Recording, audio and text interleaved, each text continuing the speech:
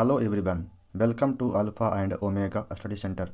इस लेक्चर के अंदर में हम लोग आरआरबी एनटीपीसी का जो है वो होली बोर्ड के ऊपर लाइव मॉक टेस्ट जो हर संडे को होता है उसका जो हम लोग जो है डिस्कशन करने वाले हैं। और ये जीके सेक्शन का डिस्कशन रहने वाला है। ठीक है, तो चलते हैं हमारे पहले प्रश्न की तरफ। जो हमारा पहला प्रश्न है वो क्या कह रहा है, वो बोल रहा है निम्नलिखित में से कौन जो है डीआरडीओ के तहत सेंटर फॉर एयरबोर्न सिस्टम है ना के संस्थापक हैं। ठीक है, तो सेंटर फॉर एयरबोर्न सिस्टम जो कि डीआरडीओ है ना के अंतर्गत आता है, इसकी स्थापना जो है वो डॉक्टर के रामचंद्र के द्वारा किया गया है ना। तो इसके जो संस्थापक हैं वो कौन है, तो वो हो जाएगा के रामचंद्र। ठीक है, ये जो सेंटर फॉर एयरबर्न सिस्टम है उसका काम कुछ है, तो वो जो है CABS मुख्य रूप से है ना एयरबर्न अर्ली है ना बर्निंग एंड कंट्रोल सिस्टम और अन्य वायु निगरानी प्रणाली के विकास में है ना काम करता है। ठीक है, तो ये वायु निगरानी प्रणाली जो है उसके विकास में मतलब के लिए काम में यूज में लाया जाता है इसको। ठीक है, और ये संगठन जो है वो भारतीय वायुसेना के रणनीतिक निगरानी और है ना कमांड और कंट्रोल सिस्टम जो है विकसित करता है। ठीक है, तो बेसिकली ये एयर डिफेंस सिस्टम की तरह ही काम करता है ना। डीआरडीओ का अगर बात किया जाए तो डीआरडीओ जो है इसकी स्थापना जो है 1958 के अंदर में किया गया था। ठीक है, वो भी 1 जनवरी को। ठीक है, इसलिए 1 जनवरी को जो है डीआरडीओ दिवस मनाया जाता है। ठीक है, डीआरडीओ का मुख्यालय का बात करें तो वो है नई दिल्ली के अंदर में है। ठीक है, और इसके जो वर्तमान अध्यक्ष हैं, डीआरडीओ के जो वर्तमान अध्यक्ष हैं वो है समीर बी कामत। ठीक है, और इसका जो ये आदर्श वाक्य है जो बलस्यम मूलम विज्ञानम, ये जो है एग्जाम में बार बार पूछा जाता है ना। डीआरडीओ का आदर्श वाक्य क्या है, तो बलस्यम मूलम विज्ञानम। ठीक है, तो नेक्स्ट क्वेश्चन की तरफ चलते हैं। तो नेक्स्ट क्वेश्चन जो है वो क्या बोल रहा है, नेक्स्ट क्वेश्चन बोल रहा है कि विश्व बौद्धिक संपदा संगठन जो है वर्ल्ड इंटेलेक्चुअल प्रॉपर्टी ऑर्गेनाइजेशन है ना WIPO का जो है मुख्यालय वो कहाँ पर ही है, तो इसका जो मुख्यालय है वह जनेवा स्विट्जरलैंड के अंदर में है। ठीक है, तो जनेवा स्विट्जरलैंड के अंदर में जो है इसका मुख्यालय है। विश्व बौद्धिक संपदा संगठन की अगर बात करें तो ये संयुक्त राष्ट्र की एक विशेष एजेंसी है ना, जो बौद्धिक संपदा इंटेलेक्चुअल प्रॉपर्टी के संरक्षण और संवर्धन का काम करता है। ठीक है ना, जो world intellectual property organization WIPO जो है उसका काम क्या है, तो बौद्धिक संपदा और है ना बौद्धिक संपदा के संरक्षण और संवर्धन का काम करती है। कुछ अंतर्राष्ट्रीय ऑर्गेनाइजेशन है ना जो एग्जाम की दृष्टि से इंपॉर्टेंट है, उसको जो है हम लोग डिस्कस कर लेते हैं थोड़ा। जैसे कि जो है UNDP united nation development programme. ठीक है, इसका जो मुख्यालय है वो है न्यूयॉर्क के अंदर में है। ठीक है, UNHRC नहीं UNHCR। ठीक है, संयुक्त राष्ट्र शरणार्थी उच्च आयोग है ना, इसका जो हेडक्वार्टर है वो भी जेनेवा स्विट्जरलैंड के अंदर में आता है। ठीक है, उसके बाद जो है अंतर्राष्ट्रीय न्यायालय जो भी एग्जाम की दृष्टि से बहुत इंपॉर्टेंट है, इसको भी बार बार एग्जाम में पूछा जाता है। इसका जो मुख्यालय है वो है हेग के अंदर में, नीदरलैंड के अंदर में। ठीक है, उसके बाद जो है यूनिसेफ है ना, United Nations international child emergency fund जिसको बोलते हैं है ना, यूनिसेफ का जो मुख्यालय है वो भी कहाँ पर ही है, तो न्यूयॉर्क के अंदर में ही है। ठीक है, संयुक्त राष्ट्र पर्यावरण कार्यक्रम UNEP। ठीक है, इसका मुख्यालय कहाँ पर है, नैरोबी केन्या के अंदर में है।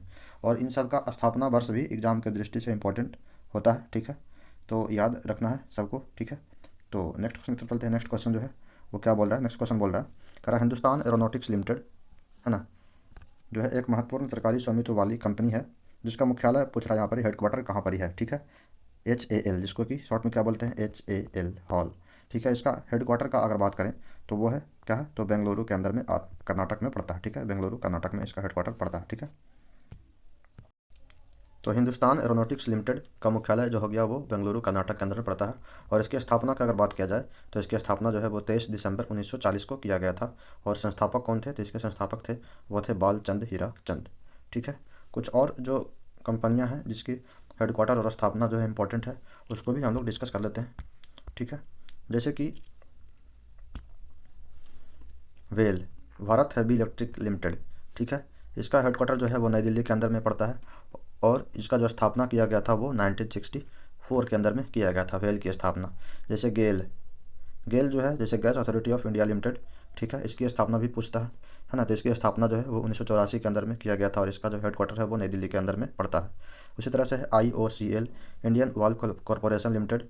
ठीक है, इसका हेडक्वार्टर नई दिल्ली के अंदर में है और इसका जो स्थापना है वो 1959 के अंदर में किया गया था। उसी तरह से है IONGC है ना, oil and natural gas corporation जिसको कि बोला जाता है, और इसका हेडक्वार्टर नई दिल्ली के अंदर में है, और इसकी जो स्थापना किया गया था वो 1956 के अंदर में किया गया था। उसी प्रकार एनटीपीसी का स्थापना भी इंपॉर्टेंट है, नेशनल थर्मल पावर कॉरपोरेशन जिसको बोलते हैं, है ना। इसका स्थापना 1975 के अंदर में किया गया है। तो इन सब कंपनियां, जैसे इसरो का भी पूछ सकता है, एग्जाम्पल के तौर पर बता देते हैं कि इसरो जो है वो इसका हेडक्वार्टर बेंगलुरु कर्नाटक के अंदर में है, और इसका जो है स्थापना जो है वो 1969 के अंदर में किया गया था। टीसीएस जो है कंपनी, टाटा कंसल्टेंसी सर्विस है, इसका जो मुख्यालय है वो कौन सा है, तो वो हो जाएगा वो मुंबई के अंदर में है, और इसकी स्थापना जो है 1968 के अंदर में है। और टीसीएस जो है वो भारत की सबसे बड़ी आईटी सेवा कंपनी है, ठीक है। उसी तरह से विश्व की सबसे बड़ी रेलवे नेटवर्क जो है वो इंडियन रेलवे है, ठीक है।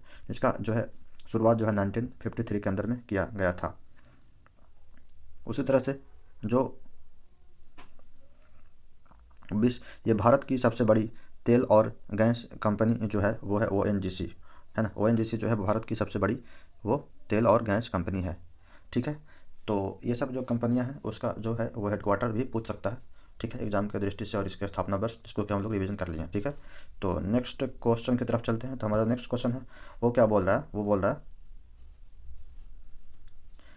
रहा है कि 9 डिग्री जो चैनल है ना, जो 9 डिग्री चैनल है वो किसको किसको अलग करता है। तो 9 डिग्री जो चैनल है वो जो है मिनिकॉय को मालदीव से अलग करता है, ठीक है। मिनिकॉय से मालदीव को अलग करता है। और कौन कौन से चैनल होते हैं इंपॉर्टेंट जो कि एग्जाम की दृष्टि से पूछे जाते हैं, उनको भी हम लोग थोड़ा रिवीजन कर लेते हैं। जैसे कि 10 डिग्री चैनल, 10 डिग्री चैनल का अगर बात किया जाए तो अंडमान निकोबार द्वीप समूह को ये मतलब बांटता है, ठीक है। उसी प्रकार 8 डिग्री चैनल का बात करें तो 8 डिग्री चैनल जो है वो मालदीव और जो है वो मिनिकॉय द्वीप को अलग करता है। उसी तरह से जो है ये जो है पाक जलडमरूबंद का बात करें, पाक जलडमरूबंद, ये जो पाक स्टेट जिसको बोलते हैं वो तमिलनाडु को श्रीलंका से अलग करता है। उसी तरह से मन्नार की खाड़ी का अगर बात करें तो ये भारत और श्रीलंका को अलग करता है। सुंडा जलडमरूबंद का बात किया जाए, है ना, सुंडा जलडमरूबंद जो जावा को सुमात्रा से अलग करता है ना। उसी तरह से वास जलडमरूबंद जो है ना, वो किसको अलग करता है, तो ऑस्ट्रेलिया और तस्मानिया को अलग करता है। और बेरिंग जलडमरूबंद जो है वो रूस को, है ना, अमेरिका से अलग करता है, ठीक है। तो ये कुछ इंपॉर्टेंट जो है वो चैनल्स और ये खाड़ियाँ जो भी बोल सकते हैं जिसको कि एक दूसरे से अलग करता है ना, इंपॉर्टेंट है। ये 10 डिग्री चैनल जो है वो बंगाल की खाड़ी की तरफ पड़ता है, ठीक है। और ये 8 डिग्री चैनल और 9 डिग्री चैनल जो है इधर जो है वो अरब सागर की तरफ पड़ता है, ठीक है। उसके बाद जो है नेक्स्ट क्वेश्चन की तरफ चलते हैं। नेक्स्ट क्वेश्चन जो है वो क्या कर रहा है, नेक्स्ट क्वेश्चन बोल रहा है, कह रहा है कि खाली स्थान जो है उपयोग, मतलब इनमें से किसका जो है उपयोग जो है वो जो है खाद्य वस्तुओं, है ना, और आइसक्रीम जैसे खराब होने वाली वस्तु के परिवर्धन या परिवहन के दौरान ठंडा करने के लिए, है ना, किया जाता है। मतलब किसको जो है, मतलब इसको कूलिंग मतलब करने के लिए इस्तेमाल करते हैं किसका, तो इसका जो चारों में से जो हो जाएगा वो हो जाएगा शुष्क बर्फ़। शुष्क बर्फ़ का जो है इस्तेमाल जो है, शुष्क बर्फ़ को पहले क्या बोलते हैं, तो शुष्क बर्फ़ जो है वो उसको बोलते हैं ठोस कार्बन डाइऑक्साइड कहा जाता है, ठीक है। ठोस कार्बन डाइऑक्साइड को ही शुष्क बर्फ़ कहा जाता है ना। ये जो है सामान्य बर्फ़ की तुलना में अधिक ठंडी होती है और बाष्पीकरण पर सीधे गैस में बदल जाती है, ठीक है। वाष्प में बदलने पर डायरेक्ट क्या हो जाता है, गैस में बदल जाती है बाष्पीकरण करने पर, जिससे यह कूलिंग एजेंट के रूप में, है ना, में बहुत उपयोगी होता है। खाद्य पदार्थ जैसे आइसक्रीम हो गया, है ना, खराब होने वाले जो वस्तुएं का जो है परिवहन के दौरान, है ना, जो ट्रांसपोर्टेशन होता है एक जगह दूसरी जगह ले जाता है, उसके दौरान जो है इन्हें जो है ठंडा रखने के लिए शुष्क बर्फ का, है ना, जो कि ठोस कार्बन डाइऑक्साइड का इस्तेमाल किया जाता है, ठीक है। नेक्स्ट क्वेश्चन की तरफ चलते हैं। जो नेक्स्ट क्वेश्चन है वो क्या कर रहा है, नेक्स्ट क्वेश्चन बोल रहा है कि राता पानी जो टाइगर रिजर्व है ना, वो जो है वो किस राज्य के अंदर में आता है, और इसको जो है वो संतामनवा टाइगर रिजर्व के रूप में जो है वो अधिसूचित किया गया है, ठीक है। तो राता पानी टाइगर रिजर्व का बात करें तो वो जो है वो मध्य प्रदेश के अंदर में है, ठीक है, मध्य प्रदेश के अंदर में आता है। इसे जो है संतामनवा टाइगर रिजर्व के रूप में अधिसूचित किया गया है, ठीक है। यह जो है भोपाल के पास रायसेन जिला, है ना, रायसेन जिला में स्थित है, और यह रातापानी वन्य जीव अभयारण्य का हिस्सा है, ठीक है। तो यह किसका हिस्सा है, तो रातापानी वन्य जीव अभयारण्य का हिस्सा है ना, रातापानी टाइगर रिजर्व, ठीक है। माधव राष्ट्रीय उद्यान का बात करें, माधव राष्ट्रीय उद्यान जो कि शिवपुरी जिले के अंदर में स्थित है, मध्य प्रदेश के अंदर में ही, जो इसको जो है 9वां नहीं 59 के 59वां जो है वो टाइगर रिजर्व जो है घोषित किया गया है, ठीक है। तो मार्च 2025 का अब तक जो है टोटल जो है 58 टाइगर रिजर्व हैं, लेकिन जो 9 मार्च का जो अपडेट आया उसको में जो है माधव जो है टाइगर रिजर्व, है ना, या टाइगर राष्ट्रीय उद्यान को जो है वो 58वां सॉरी, ये 57वां टाइगर रिजर्व था, ठीक है। और ये 58वां टाइगर रिजर्व, माधव जो टाइगर रिजर्व है ना, वो 58वां टाइगर रिजर्व है, और ये 59वां नहीं, यहाँ पर ही जो है मध्य प्रदेश, मध्य प्रदेश का जो है वो कौन सा हो जाएगा, मध्य प्रदेश का। यहाँ जो 9वां जो लिखा हुआ है वो मध्य प्रदेश का 9वां है, ठीक है। शायद जो है ये कौन सा है, तो मध्य प्रदेश का 9वां टाइगर रिजर्व है। और जो है ये माधव टाइगर रिजर्व जो है ओवरऑल जो है वो टोटल जो है 58वां टाइगर रिजर्व घोषित किया गया है, ठीक है। 58वां टाइगर रिजर्व घोषित किया गया है। ये जो माधव टाइगर रिजर्व, यहाँ पर सारा का सारा टाइगर रिजर्व जो है मैप का थ्रू समझा दिया गया, ठीक है। मध्य प्रदेश के जो अंदर में जो है टोटल 9 टाइगर रिजर्व है। ये मध्य प्रदेश है के अंदर में 9 टाइगर रिजर्व है, ठीक है। जैसे कि पेंच हो गया, बांधवगढ़ हो गया, है ना, सतपुड़ा हो गया, पन्ना हो गया, कान्हा हो गया, है ना, संजय धोबरी हो गया। और ये लेटेस्ट वाला जो है वो माधव नेशनल पार्क, जो कि 58वां टाइगर रिजर्व बना दिया गया है, ठीक है।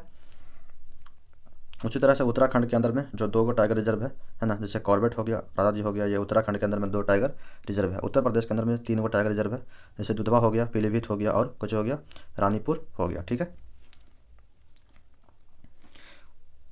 तो नेक्स्ट क्वेश्चन की तरफ चलते हैं। नेक्स्ट क्वेश्चन जो है वो क्या कह रहा है, नेक्स्ट क्वेश्चन बोल रहा है निम्नलिखित में से कौन सी कृति जो है वो, है ना, कवि कालिदास की कृतियों में से एक नहीं है। मतलब इसमें से कौन जो है वो कालिदास की कृति नहीं है। तो इसका जो राइट आंसर जो हो जाएगा वो क्या हो जाएगा, मुद्रा राक्षस। मुद्रा राक्षस जो है वो विशाख दंत की कृति है, ठीक है। और बाकी जो मेघदंत और ये थी मेघदूत, कुमार संभवम और रघुवंशम जो है, ये तीनों का तीनों जो है वो कालिदास की कृति है, ठीक है। कवि कालिदास जो है वो एक संगीत साहित्य के महान कवि और नाटककार थे। उनकी जो है कुछ रचनाएं इस प्रकार है। महाकाव्य जो है उनकी रचना 2 महाकाव्य है था, उनका नाम था रघुवंशम और कुमार संभवम जो है वो कवि कालिदास की 2 महाकाव्य है, ठीक है। नाटक कौन कौन लिखे हैं, तो नाटक जो लिखे हैं वो लिखे हैं अभिज्ञान शकुंतलम, है ना, मालविकाग्निमित्रम और विक्रमोर्वशीयम। वो 3 जो है अलग अलग टाइप के नाटक लिखे हैं, ठीक है। तो कवि कालिदास के 3 नाटक हैं कौन कौन, तो अभिज्ञान शकुंतलम, है ना, मालविकाग्निमित्रम और ये जो है विक्रमोर्वशीयम, 3 नाटक है। उसके बाद खंड काव्य जो है वो मेघदूत और ऋतु संहार जो है वो क्या है, एक खंड काव्य है, ठीक है। मुद्रा राक्षस का अगर बात किया जाए तो वह संस्कृत का एक प्रसिद्ध नाटक है, जिसके किसके द्वारा, विशाख दंत के द्वारा लिखा गया है, ठीक है। तो ये कालिदास की और बाकी जो ये नाटक और ये खंड काव्य, इसको भी याद रख लेना, ठीक है। मेघदूत जो कि और ऋतु संहार, ये सब जो है उनको उसको भी याद रखना, ठीक है। तो नेक्स्ट क्वेश्चन की तरफ चलते हैं। नेक्स्ट क्वेश्चन जो है वो क्या कर रहा है, नेक्स्ट क्वेश्चन बोल रहा है निम्नलिखित में से कौन सा विकल्प जो है सस्टेनेबल डेवलपमेंट, है ना, SDG, है ना, गोल का स्तंभ नहीं है, यानी पिलर का बात कर रहा है। सस्टेनेबल डेवलपमेंट गोल का बात नहीं कर रहा है, उसका पिलर का बात कर रहा है। तो सस्टेनेबल डेवलपमेंट गोल के अंदर में टोटल 5 पिलर हैं, ठीक है। 5 पिलर में जो है कौन कौन से आते हैं, पीपल, प्लेनेट, प्रोस्पेरिटी, है ना, पीस और ये पार्टनरशिप, साझेदारी, ठीक है। तो ये 5P, इसको क्या बोला जाता है, जो 5 पिलर हैं उसको शॉर्ट में क्या बोलते हैं, 5P, ठीक है। पीज इसलिए क्या कि सारा का जो नाम है वो P लेटर से ही शुरू हो रहा है, पीपल, प्लेनेट, प्रोस्पेरिटी, पीस और पार्टनरशिप। तो इन चारों में से कौन सा जो है वो नहीं है, तो इसका जो राइट आंसर हो जाएगा वो हो जाएगा प्रोडक्टिविटी। प्रोडक्टिविटी जो है वो मतलब जो है वो ये सस्टेनेबल डेवलपमेंट गोल का जो है वो स्तंभ में से एक नहीं है, ठीक है।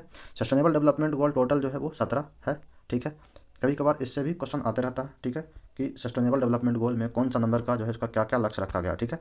तो कुछ इंपॉर्टेंट सस्टेनेबल डेवलपमेंट गोल है उसको थोड़ा सा हम लोग देख लेते हैं, ठीक है। जैसे पहला नंबर का जो गोल है सस्टेनेबल डेवलपमेंट गोल, उसका जो लक्ष्य है वो है नो पॉवर्टी, ठीक है।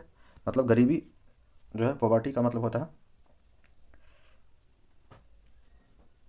गरीबी, हाँ, तो वही बोल रहा है कि गरीबी को ख़त्म करना है। दूसरा जो है वो जीरो हंगर का मतलब होता है भुखमरी को ख़त्म करना, तो दूसरा लक्ष्य भी इंपॉर्टेंट हो गया, ठीक है। उसी प्रकार जो है तीसरा लक्ष्य जो है वो गुड हेल्थ और वेल बीइंग, सबको जो है अच्छा स्वास्थ्य मतलब मुहैया करवाना, जो किसका कौन सा नंबर का लक्ष्य है, तो वो तीसरा नंबर का लक्ष्य है। उसके बाद क्वालिटी एजुकेशन जो है वो चौथा नंबर का लक्ष्य है। 5वां नंबर का जो है वो जेंडर इक्वालिटी है। तो जेंडर इक्वालिटी भी एक इंपॉर्टेंट मतलब सस्टेनेबल डेवलपमेंट गोल में से एक है, ठीक है। और कौन सा हो सकता है, और बाकी जो गोल्स हैं उसको आप लोग जो है वो पढ़ लीजिएगा, ठीक है। अब जो है नेक्स्ट क्वेश्चन की तरफ चलते हैं, ठीक है। नेक्स्ट क्वेश्चन जो है वो क्या कर रहा है, किस प्रौद्योगिकी कंपनी ने 2025 के अंदर में जो है वो क्वांटम कंप्यूटिंग चिप जो है जिसका नाम है मेजराना 1, उसको जो है अनावरण किया है या डेवलप किया है या कुछ भी बोल सकते हैं, है ना, कौन सा जो है वो कंपनी, है ना। तो इसका जो राइट आंसर जो हो जाएगा मेजराना 1 जो है वो माइक्रोसॉफ्ट के द्वारा विकसित किया गया या अनावरण किया गया एक जो है वो क्वांटम कंप्यूटिंग चिप है, क्या है, चिप है, ठीक है। मेजराना 1 जो है का विकास माइक्रोसॉफ्ट के वैज्ञानिक ने 17 वर्षों से आधुनिक समय, है ना, तक कार्य किया है। 17 वर्षों से अधिक समय तक काम किया है और यह क्वांटम कंप्यूटिंग के क्षेत्र में एक महत्वपूर्ण प्रगति का प्रतीक है ना। इस तकनीक के माध्यम से नई दवाओं की खोज, प्रदूषण नियंत्रण, जटिल वैज्ञानिक शोध, है ना, ये सब जो है किया जाएगा। इस चिप के माध्यम से उसको थोड़ा सा मतलब हेल्प होगा, है ना। गूगल का बात करें तो गूगल की जो स्थापना है वो कब किया गया था? तो गूगल का स्थापना जो है वो 1998 में किया गया था। इसके संस्थापक थे लैरी पेज और जो है वो सरगई ब्रिन थे। ठीक है। मुख्यालय इसका जो है वो माउंटेन व्यू, है ना, कैलिफोर्निया, अमेरिका के अंदर में है। और ये इसका जो पेरेंट कंपनी है वो है अल्फ़ाबेट। कौन सा कंपनी है? तो गूगल का पेरेंट कंपनी का नाम क्या है? तो हो जाएगा अल्फ़ाबेट। इसके सुंदर पिचाई जो है वो CEO है ना, 2015 से। और इसका जो प्रसिद्ध जो मतलब प्रोडक्ट है कौन सी है गूगल का? तो जैसे गूगल सर्च हो गया, जीमेल हो गया, है ना, या Google drive, Google map, Android, Chrome, YouTube, ये सब जो है गूगल का ही प्रोडक्ट है। ठीक है। और इसका जो है जिस तरह से ये मेजराना बन जो है माइक्रोसॉफ्ट का एक चिप है ना, उसी तरह से ये भी कुछ AI क्लाउड मतलब इसका कौन सा है? तो इसका जो क्वांटम कंप्यूटिंग के अंदर में जो है इसका कौन सा चिप विकसित किया है? तो ये है ना, साइमोर, है ना, साइका मोर जो कब डेवलप किया था? तो ये 2019 के अंदर में डेवलप किया था। उसी तरह से माइक्रोसॉफ्ट की स्थापना का अगर बात करें तो 1975 के अंदर में इसका स्थापना किया गया था। बिल गेट्स और पॉल एलन के द्वारा इसके संस्थापक थे, है ना। मुख्यालय जो है वो रेडमंड के अंदर में है, वाशिंगटन के अंदर, अमेरिका के अंदर में है। सत्य नडेला जो है वो इसका CEO है, माइक्रोसॉफ्ट का CEO, है ना। और मेजराना बन जो है 2025 के अंदर में क्वांटम कंप्यूटिंग के क्षेत्र में एक चिप बना है ना। और इसका जो है जैसे ये ओपन AI और ये चैट GPT, है ना, को पायलट मोड जो है ये सब माइक्रोसॉफ्ट का ही बनाया हुआ है ना। नेक्स्ट क्वेश्चन की तरफ चलते हैं। नेक्स्ट क्वेश्चन जो है वो क्या है? नेक्स्ट क्वेश्चन जो है वो बड़ा प्रारंभिक मध्ययुगीन भारत में विक्रमशिला और नालंदा विश्वविद्यालय को किसने नष्ट किया था? है ना। नष्ट करने का बात आएगा तो उसका जो राइट आंसर हो जाएगा वो हो जाएगा बख्तियार खिलजी जो है कि वो नालंदा विश्वविद्यालय और विक्रमशिला विश्वविद्यालय को नष्ट करवाया था। ठीक है। प्रारंभिक मध्यकालीन भारत में 1193 ईस्वी के अंदर में जो है मोहम्मद बख्तियार खिलजी ने नालंदा विश्वविद्यालय और विक्रमशिला विश्वविद्यालय को नष्ट करवा दिया था। ठीक है। नालंदा विश्वविद्यालय जो है वो गुप्त वंश के समय कुमार गुप्त प्रथम, है ना, जो कि 5वीं शताब्दी के अंदर में इसको बनवाया था, है ना। और यह जो था वो बौद्ध अध्ययन का एक प्रमुख केंद्र था। ठीक है। विक्रमशिला विश्वविद्यालय का बात करें तो इसको जो है पाल वंश के शासक धर्मपाल के द्वारा 8वीं शताब्दी के अंदर में बनवाया गया था। ठीक है। तो विक्रमशिला को बनवाया था पाल वंश के शासक धर्मपाल और 8वीं शताब्दी के अंदर में। और नालंदा विश्वविद्यालय को बनवाया था कौन? तो ये बनाया था गुप्त वंश के शासक कुमार गुप्त प्रथम, है ना। वो भी कब बनाया था? तो 5वीं शताब्दी के अंदर बनाया था। ठीक है। बख्तियार खिलजी जो है वो गोंड बंगाल पर आक्रमण किया और बौद्ध शिक्षण संस्थान को नष्ट कर दिया। ठीक है। कहा जाता है कि उसने हजारों पांडुलिपियों और ग्रंथों को जला दिया, जिससे यह ज्ञान केंद्र हमेशा के लिए समाप्त हो गया। ठीक है। कुतुबुद्दीन अगर ऐबक का बात करें तो कुतुबुद्दीन ऐबक जो है वो मुगल वंश का एक जो है वो शासक था, जिसका जो टाइम पीरियड था 1206 से लेकर 1210 ईस्वी तक, है ना। और ये संस्थापक भी था गुलाम वंश का। ठीक है। मुगल वंश नहीं, गुलाम वंश। ठीक है। उसने दिल्ली सल्तनत की नींव रखी, है ना। और कुमार ने कुतुब मीनार का निर्माण भी शुरू करवाया था। ठीक है। अलाउद्दीन खिलजी का अगर बात की जाए तो वो खिलजी वंश का जो है वो शक्तिशाली शासक था और शायद संस्थापक भी था अलाउद्दीन खिलजी। ठीक है। उसने मंगोल आक्रमण से बचाया था और दक्षिण भारत पर अभियान किया था। ठीक है। तो वो कौन किया था? तो हो जाएगा अलाउद्दीन खिलजी, जो कि खिलजी वंश का संस्थापक था। उसके बाद अगर जो है वो फिरोज शाह तुगलक का बात करें तो वो तुगलक वंश से संबंधित है ना, जिसका जो कार्यकाल है वो 1351 से लेकर 1388 तक, है ना। उसने कई नहरें बनवाया, अस्पताल और ये बंदरगाह भी बनवाया था। उसने शिक्षा को बढ़ावा दिया और नए मदरसा की भी स्थापना किया था। ठीक है। तो किसने किया था? तो हो जाएगा फिरोज शाह तुगलक के द्वारा नया मदरसा बनाया गया था। ठीक है।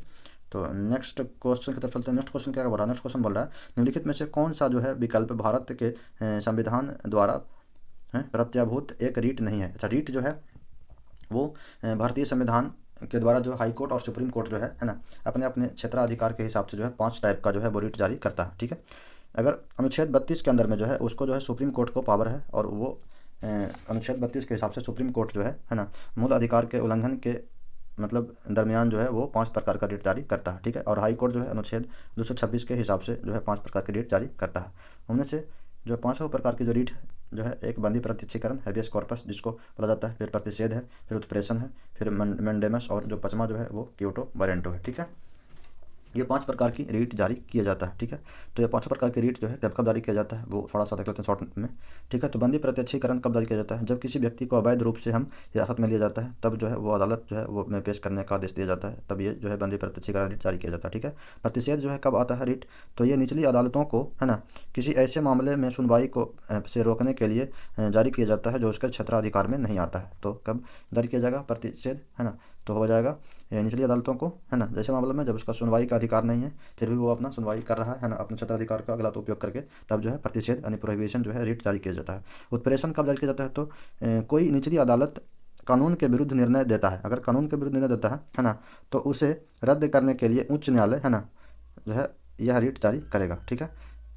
उसके बाद जो मैंडेमस जो है, यह रीट किसी सरकारी अधिकारी, है ना, कोई सरकारी अधिकारी है या संस्था है को उसका कानूनी कर्तव्य पूरा करने के लिए बाध्य करने हेतु, है ना, उसको जो है वो ये जारी किया जाता है। चौथा विवाद पचमा जो है वो क्योटो वारंटो जिसको बोलते हैं। यदि कोई व्यक्ति किसी सरकारी पद पर अवैध रूप से कब्जा कर लिया हो या काम कर रहा हो, है ना, तो उससे पद से हटाने के लिए जो है ये रीट जारी किया जाता है, क्योटो वारंटो, ठीक है। तो यही 5 प्रकार की रीट जो है वो सुप्रीम कोर्ट और हाई कोर्ट द्वारा जारी किया जाता है, ठीक है। तो नेक्स्ट क्वेश्चन की तरफ चलते हैं। नेक्स्ट क्वेश्चन जो है वो क्या कर रहा है? नेक्स्ट क्वेश्चन जो है वो बोल रहा है कि मध्ययुगीन भारत में निम्नलिखित राजाओं में से जो है चौसा का युद्ध से जुड़ा हुआ राजा कौन सा? चौसा का जो युद्ध जो हुआ था वो हुमायूं और जो है वो शेर शाह के बीच हुआ था, ठीक है। तो चौसा का युद्ध के बारे में जानते हैं। चौसा का जो युद्ध हुआ था वो हुआ था 1539 ईस्वी के अंदर में, है ना। चौसा जो वर्तमान बिहार के अंदर पड़ता है, ठीक है। हुमायूं था एक तरफ से और एक तरफ से था शेर शाह सूरी, ठीक है। इसमें जो है शेर शाह सूरी की जीत हो जाती है, हुमायूं हार जाता, ठीक है। हुमायूं जो है और अफगान सरदार शेर शाह सूरी के बीच जो है ना बहुत सारे युद्ध हुए हैं, ठीक है। उसमें से कुछ प्रमुख युद्ध हैं जिसको हम लोग आज रिवीजन करते हैं। जैसे कि चौसा का युद्ध जो कि ये क्वेश्चन है ना, 1539 ईस्वी के अंदर में, है ना। इसमें जो है शेर शाह सूरी से हार जाता है ना, हुमायूं और गंगा पार भाग जाता है, ठीक है। फिर दूसरा जो युद्ध होता है शेर शाह सूरी और हुमायूं के बीच वो था कन्नौज का युद्ध जो कि 1540 ईस्वी के अंदर में हुआ था। इसमें भी जो है वो हार जाता है, शेर शाह सूरी जीत जाता है। फिर सरहिंद का युद्ध हुआ था 1555 के अंदर में, ठीक है। सिकंदर सूरी की जीत होती है इसमें भी, और इसमें जो है मुगलों की पुनः सत्ता स्थापित हो जाती है। और कलिंजर का जो युद्ध हुआ जो 1545 के अंदर में होता है, ठीक है। शेर शाह सूरी का विजय होता है लेकिन युद्ध में उसकी मृत्यु हो जाती है, ठीक है। तो ये सरहिंद और कलिंजर का युद्ध जो है ना, और ये 4 प्रमुख जो युद्ध हैं वो शेर शाह सूरी और हुमायूं के बीच लड़ा गया था, ठीक है। नेक्स्ट क्वेश्चन की तरफ चलते हैं। नेक्स्ट क्वेश्चन जो है वो क्या कर रहा है? नेक्स्ट क्वेश्चन बोल रहा है, नेक्स्ट क्वेश्चन कर रहा है कि निम्नलिखित में से कौन जो है वो पूर्वोत्तर सीमांत रेलवे का वर्तमान महाप्रबंधक है, ठीक है। पूर्वोत्तर सीमांत रेलवे जिसको कि नॉर्थ ईस्ट फ्रंटियर रेलवे कहा जाता है ना, जो कि 18 जोनल रेलवे में से एक है, ठीक है। जिसका मुख्यालय जो है वो गुवाहाटी असम के अंदर पड़ता है ना, के मालीगांव में स्थित है ना। इसके जो हैं वो वर्तमान महाप्रबंधक जो हैं वो हैं कौन है? चेतन कुमार श्रीवास्तव। कौन है? चेतन कुमार श्रीवास्तव, है ना, पूर्वोत्तर सीमांत रेलवे के प्रबंधक हैं। उन्होंने हाल ही में जो 27 फरवरी 2025 को जो है वो शायद इनको बनाया गया है, ठीक है। ये वर्तमान महाप्रबंधक बनाया गया जो मालेगांव रेलवे मुख्यालय के अंतर्गत में आता है, ठीक है।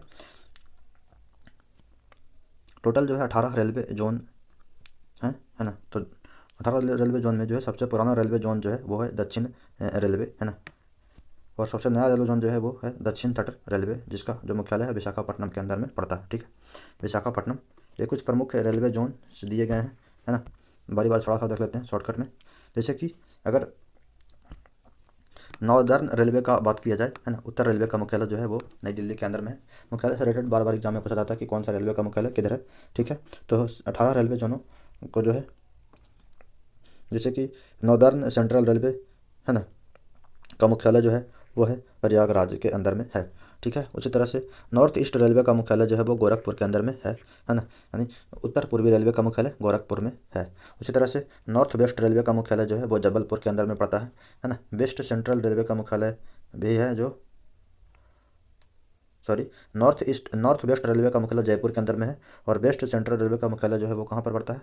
तो जबलपुर के अंदर में पड़ता है, ठीक है। उसी तरह से इधर जो है ईस्टर्न रेलवे जो है वो पूर्वी रेलवे का मुख्यालय जो है वो कलकत्ता के अंदर में पड़ता है। उसके बाद जो है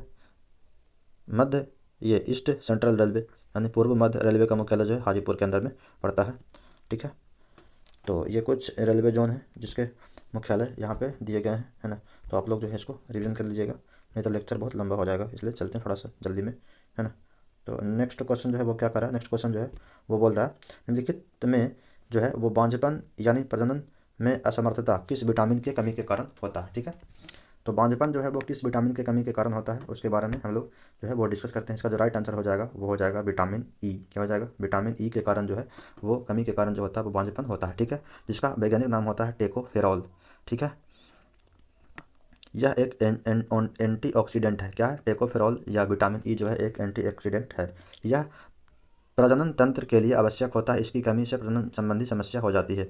विटामिन ई की कमी से पुरुषों में स्पर्म की गुणवत्ता है ना प्रभावित होती है। महिलाओं के अंदर में है ना गर्भधारण में कठिनाई होती है। ठीक है, तो विटामिन ई जो है के वजह से होता है। ठीक है,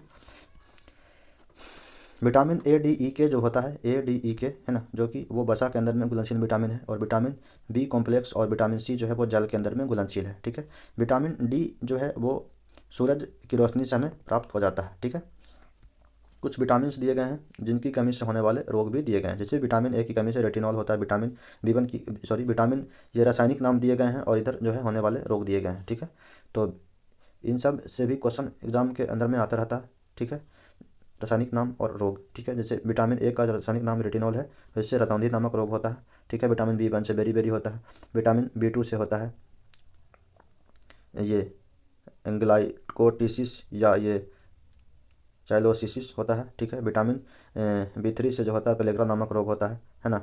ये थकान, सिर में दर्द, ये जो होता है बी5 से, जिसको कि पेंटाथोनिक एसिड बोला जाता है, इसका रासायनिक नाम है। एनीमिया जो होता है वो बी6 से होता है, पैराडॉक्सिन, जिसको रासायनिक नाम है एनीमिया, है ना। बाल झड़ना, ये त्वचा का रोग जो होता है वो होता है बायोटीन, जिसको कि विटामिन बी7 को बोला जाता है। ठीक है, उसके बाद फॉलिक एसिड विटामिन बी9 को बोलते हैं, इसकी कमी से भी एनीमिया नामक रोग होता है। ठीक है, उसके बाद विटामिन बी12 का जो नाम है वो है साइनोकोबालमिन, है ना। और ये इससे भी एनीमिया नामक रोग होता है। त्वचा स्कर्वी जो होता है वो विटामिन सी की कमी से होता है। स्कर्वी किससे होता है, तो विटामिन सी की कमी से होता है ना। और विटामिन सी की कमी से स्कर्वी नामक जो रोग होता है उसको विटामिन डी को कैल्सीफेरॉल बोलते हैं। और इससे कौन सा रोग होता है, वो रिकेट्स नामक रोग होता है या ऑस्टियोमलेशिया नामक रोग होता है। ठीक है, विटामिन ई की कमी जो टेकोफेरॉल जो यहाँ का क्वेश्चन है। और ये विटामिन के को क्या बोलते हैं, फिलोक्विनोन बोलते हैं। और ये जो है रक्त का थक्का नहीं जमता है।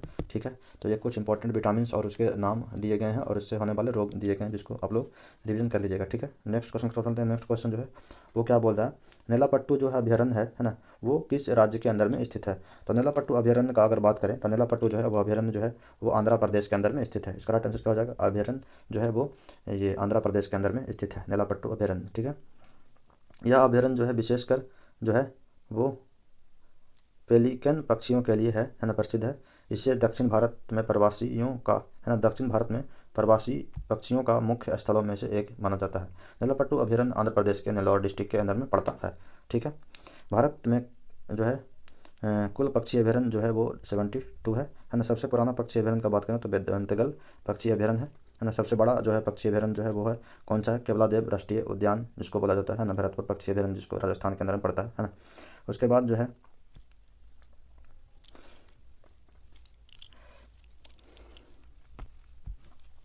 जैसे उत्तर प्रदेश के अंदर में जो है वो कौन कौन से पक्षी अभयारण्य इंपॉर्टेंट है, जैसे हैं नवाबगंज और सूर्य सरोवर अभयारण्य जो है उत्तर प्रदेश के अंदर में पड़ता है, पक्षी अभयारण्य है। आंध्र प्रदेश के अंदर में जो है वो कोलेरू है, कोलेरू पड़ता है ना। आंध्र प्रदेश के अंदर में क्या पड़ता है, कोलेरू, कोलेरू आंध्र प्रदेश के ही अंदर में पड़ता है। ठीक है, कोलेरू आंध्र प्रदेश के अंदर में पड़ता है। और पुलिकट झील जो है अभयारण्य है ना, पुलिकट झील अभयारण्य जो है वो भी ये आंध्र प्रदेश और तमिलनाडु के सीमा के ऊपर पड़ता है। ठीक है, उसके बाद हरिके अभयारण्य जो है पंजाब के अंदर में पड़ता है ना। रंगनथिट्टू जो है वो इंपॉर्टेंट है, रंगनथिट्टू जो है वो पक्षी अभयारण्य जो है वो कर्नाटक के अंदर में पड़ता है। ठीक है, उसी तरह से कुमारकोम, कुमारकोम केरल के अंदर में पड़ता है पक्षी अभयारण्य है ना। उसके बाद थट्टेकड़ अभयारण्य, थट्टेकड़ अभयारण्य जो है वो भी केरला के अंदर में ही पड़ता है। ठीक है, ये कुछ जो है अभयारण्य जो है जिसको कि रामसर सूची के अंदर में शामिल किया गया है, जैसे केवलादेव राष्ट्रीय उद्यान को, चिल्का झील को है ना, और बाद नल सरोज पक्षी अभयारण्य को और लोकटक झील को जो है वो जो है यूनेस्को के यूनेस्को नहीं, रामसर अभयारण्य, रामसर अभयारण्य या रामसर सूची के अंदर में शामिल किया गया है ना, इन चारों को। जो कि केवलादेव जो है वो राजस्थान के अंदर में पड़ता है ना। और ये चिल्का जो है झील उड़ीसा के अंदर में पड़ता है, नवकलेश्वर जो है गुजरात के अंदर में पड़ता है, गुजरात। और ये लोकटक जो है मणिपुर के अंदर में पड़ता है। ठीक है, नेक्स्ट क्वेश्चन की तरफ चलते हैं। नेक्स्ट क्वेश्चन जो है वो है भारत का आर्थिक सर्वेक्षण खाली स्थान के मार्गदर्शन में तैयार किया जाता है। तो इसका जो राइट आंसर जो हो जाएगा वो मुख्य आर्थिक सलाहकार है ना, कुछ हो जाएगा मुख्य आर्थिक सलाहकार, ठीक है। मुख्य आर्थिक सलाहकार के संरक्षण में जो है वो वित्त मंत्रालय के द्वारा तैयार किया जाता है, ठीक है। यह रिपोर्ट जो है वित्त मंत्रालय के द्वारा संसद में बजट से है ना पहले प्रस्तुत किया जाता है और देश की आर्थिक स्थिति का विस्तार विश्लेषण प्रदान करता है। पहले अगर मुख्य आर्थिक सलाहकार का बात किया जाए तो वो थे जे अंजोरिया जो थे वो हमारे यहाँ भारत के पहले मुख्य आर्थिक सलाहकार थे, मतलब चीफ इकोनॉमिक एडवाइजर थे।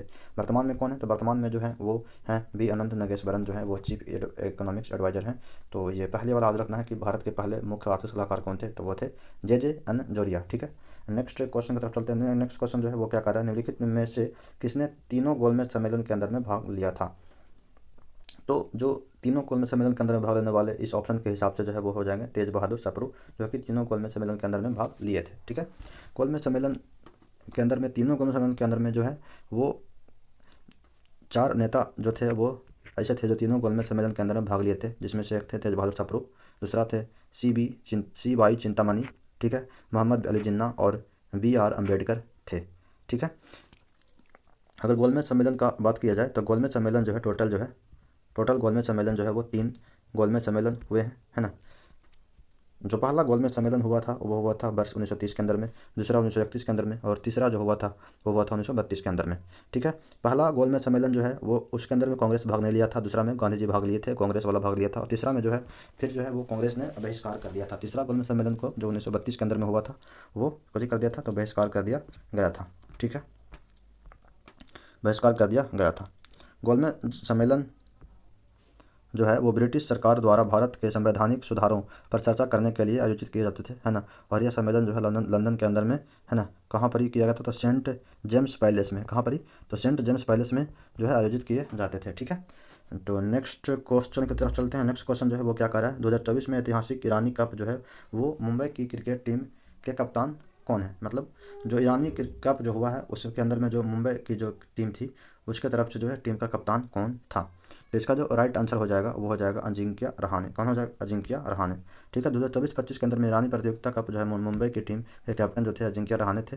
मुंबई ने इस मैच में पहली पारी में बढ़त हासिल की और ट्रॉफी जीती। मुंबई जो है इस ट्रॉफी को जीता था, है ना। और किसको हरा कर जीता था, तो वो जीता था शेष भारत को, है ना। मुंबई की टीम थी जिसका नाम था सौराष्ट्र, है ना। उसने 16 मार्च 2024 को शेष भारत को, है ना, 8 विकेट से हरा करके जो है वो ये रन ट्रॉफी का खिताब जीता है, ठीक है। क्रिकेट से संबंधित ये रन ट्रॉफी है, तो इससे संबंधित कुछ प्रमुख ट्रॉफियाँ हैं, थोड़ा सा कर लेते हैं रिवीजन जो एग्जाम को इंपॉर्टेंट है, जैसे कि ICC, है ना, विश्व कप, T20 विश्व कप, चैंपियंस ट्रॉफी हो गया, एशिया कप हो गया, रणजी ट्रॉफी हो गया, ईरानी कप हो गया, दिलीप ट्रॉफी हो गया, विजय हजारे ट्रॉफी हो गया, सैयद मुश्ताक अली ट्रॉफी हो गया, है ना, एसेज ट्रॉफी हो गया, बॉर्डर गवस्कर ट्रॉफी हो गया, है ना, गांधी मंडेला ट्रॉफी हो गया। ये सब कुछ इंपॉर्टेंट ट्रॉफी है जो क्रिकेट के अंदर में होता है, ठीक है। तो कभी कभार ये क्वेश्चन भी आ जाते हैं कि किस ट्रॉफी कौन सा खेल से संबंधित है, चलिए थोड़ा सा कर लें रिवीजन, ठीक है। नेक्स्ट क्वेश्चन की तरफ चलते हैं। नेक्स्ट क्वेश्चन जो है वो क्या कर रहा है, नेक्स्ट क्वेश्चन है ये कुछ आगामी जो है वो खेल हैं, थोड़ा इसको भी थोड़ा देख लेते हैं, है ना।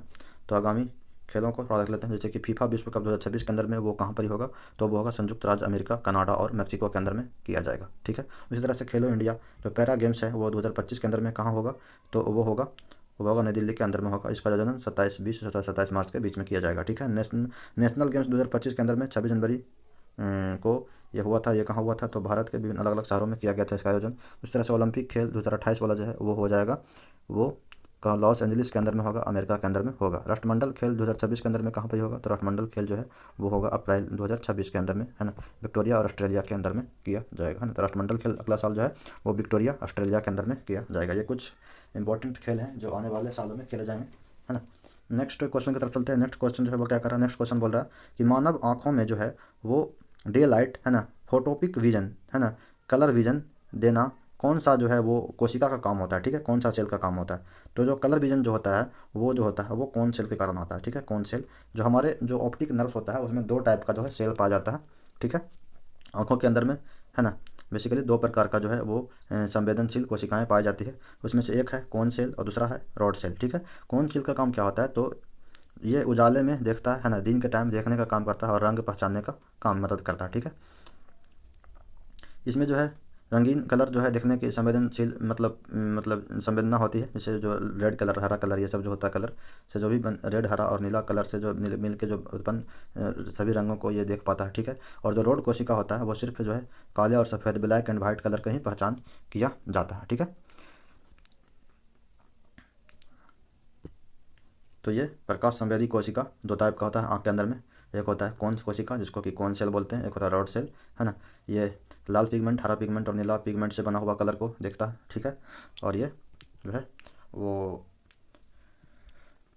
ये रॉड सेल जो होता है वो कम रोशनी में काम आता है, ये सिर्फ ब्लैक एंड वाइट रंग को ही पहचान पाता है, ठीक है।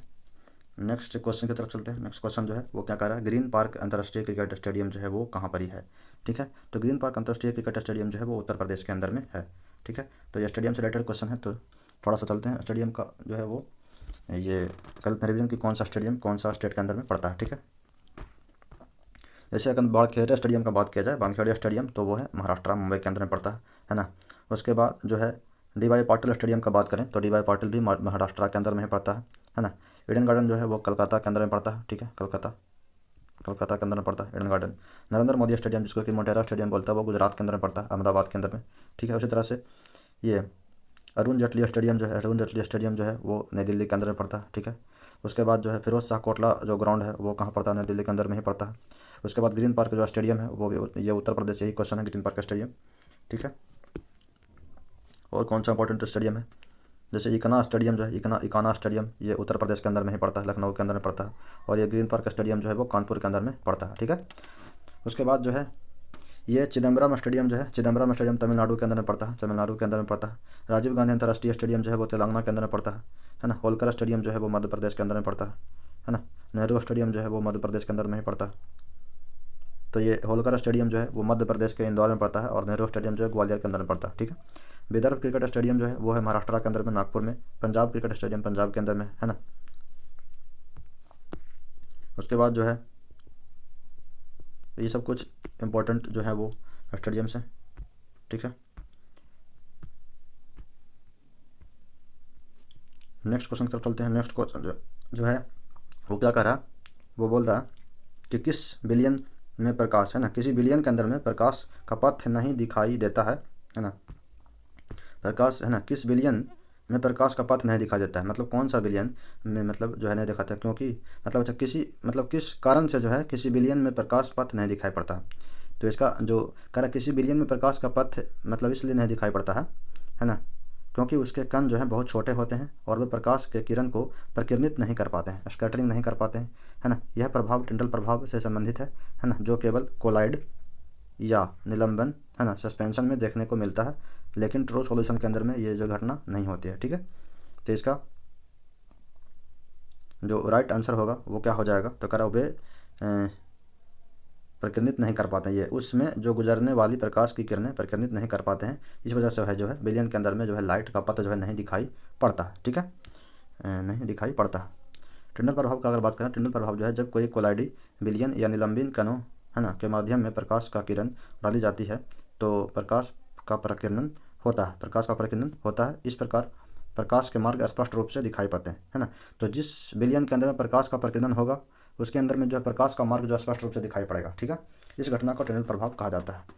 टिंडल प्रभाव का जो है उपयोग या उदाहरण जो है, ये टिंडल प्रभाव कब हो सकता है, तो कब होगा जब ये जो है कोलाइड और निलंबन के अंदर में ही प्रभाव जो है वो दिखाई पड़ता है, ट्रू सॉल्यूशन के अंदर में नहीं, ठीक है। इसका जो उदाहरण कौन सी है, जैसे धूल भरे कमरे में सूर्य की रोशनी आने पर उसका मार्ग दिखाई पड़ना, ये किसका प्रभाव का एग्जाम्पल है, तो टिंडल प्रभाव का एग्जाम्पल है, ठीक है। ये कुछ इंपॉर्टेंट एग्जाम्पल है जो एग्जाम की दृष्टि से इंपॉर्टेंट है, इसलिए हम लोग इसको डिस्कस कर रहे हैं। जंगल में पेड़ों के बीच सूर्य की रोशनी, है ना, आने पर प्रकाश की किरणें दिखाई पड़ना। और तीसरा जो है वो प्रोजेक्टर लाइट, कौन सा, प्रोजेक्टर लाइट या कार की हेडलाइट कोहरे में दिखाई पड़ता है ना। ये जो कुछ इंपॉर्टेंट जो है एग्जाम्पल जो है वो डायरेक्ट एनसीईआरटी बुक से उठाया गया है, ठीक है, जो कि एग्जाम की दृष्टि से इंपॉर्टेंट है। नेक्स्ट क्वेश्चन की तरफ चलते हैं। नेक्स्ट क्वेश्चन जो है वो क्या बोल रहा है, स्थल मंडल जल मंडल वायुमंडल के बीच संपर्क, है ना, के संकीर्ण क्षेत्र जहाँ प्राकृतिक वनस्पति, ठीक है, प्राकृतिक वनस्पति, है ना, वन्य जीव मौजूद होते हैं उसको क्या बोलते हैं, तो इसका जो राइट आंसर हो जाएगा उसको बोलते हैं जीव मंडल। क्या बोलते हैं, जीव मंडल। जीव मंडल किसको बोलते हैं, तो पृथ्वी का वह भाग जहाँ स्थल मंडल, है ना, जल मंडल और वायुमंडल, है ना, आपस में मिलते हैं और जीवन संभव होता है ना, उसको क्या बोलते हैं, उसको बोलते हैं जीव मंडल, है ना। यह पृथ्वी पर सभी जीवों और उनके वातावरण के बीच परस्पर क्रिया का क्षेत्र होता है, उसको क्या बोलते हैं, उसको बोलते हैं जीव मंडल कहा जाता है, ठीक है। वायुमंडल का अगर बात करें तो वायुमंडल में टोटल 5 परत होता है। वायुमंडल की जो परतें होती हैं, है ना, जो सबसे निचली परत होती है उसको बोलते हैं क्षोभ मंडल, है ना। क्षोभ मंडल, उसके बाद समताप मंडल, उसके बाद जो होता है वो होता है मध्य मंडल, आयन मंडल और बहिर्मंडल। ये 5 प्रकार की जो है वो परतें पाई जाती है। ठीक है, क्षोभ मंडल, समताप मंडल, मध्य मंडल, आयन मंडल और बहिर्मंडल। ठीक है, बहिर्मंडल होता है। क्षोभ मंडल जो होता है वो सबसे निचली परत होती है। क्षोभ मंडल का अगर बात करें तो ये वायुमंडल की सबसे निचली परत होती है। ठीक है, और यह पृथ्वी की सतह से लगभग 8 से लेकर के 18 किलोमीटर तक होता है। इसमें जो है बारिश, तूफान इत्यादि जो है वो चीज़ें होती हैं। ठीक है, उसके बाद जो अगर समताप मंडल का बात करें, क्षोभ मंडल के बाद जो होता है वो कौन सा मंडल होता है, वो होता है समताप मंडल। समताप मंडल जो होता है इसका जो ऊंचाई होता है लगभग 50 किलोमीटर तक फैला होता है ऊंचाई, है ना। और इसमें जो है ओजोन परत जो है, ओजोन लेयर इसी के अंदर पाई जाती है। ठीक है, ओजोन लेयर जो है वो इसी के अंदर पाई जाती है। ठीक है, ओजोन लेयर जो है इसी के अंदर पाई जाती है, ओजोन लेयर, है ना। ओजोन लेयर जो होता है वो इसी के अंदर पाया जाता है, हानिकारक जो लेयर होता है वो इसी के अंदर पाया जाता है समताप मंडल के अंदर में। ठीक है, ये समताप मंडल के अंदर में ही ओजोन लेयर पाया जाता है। ठीक है, मध्य मंडल जो होता है वो 50 से लेकर के 80 किलोमीटर की ऊंचाई तक जो होता है वो फैला होता है, 50 से लेकर के 80 तक, है ना। इस परत में ग्रहों और उपग्रहों, ग्रहों और उल्काओं जिससे पृथ्वी तक नहीं पहुंच पाते हैं, है ना, गिरता है। और वह वायुमंडल, है ना, की सबसे शीतल परत होता है, मतलब ठंडा परत होता है। ठीक है, ये मध्य मंडल जो होता है वो सबसे ठंडा परत होता है।